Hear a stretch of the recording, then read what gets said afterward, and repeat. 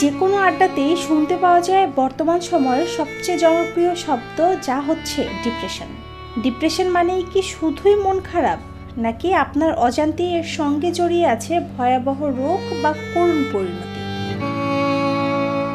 পারিবারিক অস্থিরতা, দুশ্চিন্তা কিংবা একঘেয়ে জীবন, বা হতে পারে নিজেকে নিয়ে হীনমন্যতায় ভুগতে থাকা, বা সঙ্গীর থেকে পাওয়া প্রতারণা, এসব যখন মনের উপর চাপ সৃষ্টি করে তখন দেখা দেয় বিষণ্ণতা বা মানসিক অবসাদ, যাকে বলা যায় ডিপ্রেশন।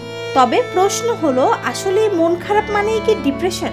বিজ্ঞানীদের ভাষায় মন খারাপ বা কোনো কিছু নিয়ে দুঃখ প্রকাশ করা মানেই ডিপ্রেশন নয়। ডিপ্রেশন শুরুর প্রথম ধাপ বলা যেতে পারে মন খারাপ হওয়াকে, যা ধীরে ধীরে আপনাকে গ্রাস করে ফেলে আর ঠেলে দেয় মানসিক ব্যাধির দিকে। কম বেশি সবার জীবনেই কঠিন সময় আসে, পরিস্থিতি থেকে বেরিয়ে এসে কাটিয়ে উঠতে হয়। অনেকে সেটা কাটিয়ে উঠতে পারে, আবার অনেকেই পারে না। তখন এক ধরনের শূন্যতা আপনাকে গ্রাস করতে থাকে, আর এই অনুভূতি দীর্ঘ সময়ের জন্য হতে থাকলে এতটাই মারাত্মক আকার ধারণ করে যার পরিণতি দাঁড়ায় ভয়াবহ। বিশ্ব স্বাস্থ্য সংস্থার মতে 2030 সাল নাগাদ বিশ্বের বড় সংকট তৈরি করবে এই মানসিক ব্যাধি। আমেরিকান সাইকিয়াট্রিক অ্যাসোসিয়েশনে মানসিক অবসাদ বা ডিপ্রেশনের 9টি প্রধান লক্ষণ চিহ্নিত করেছেন। তারা বলেছেন, এই লক্ষণগুলো 2 সপ্তাহ বা তার অধিক সময় ধরে থাকলে ধরে নিতে হবে আপনিও মানসিক অবসাদের শিকার হয়েছেন।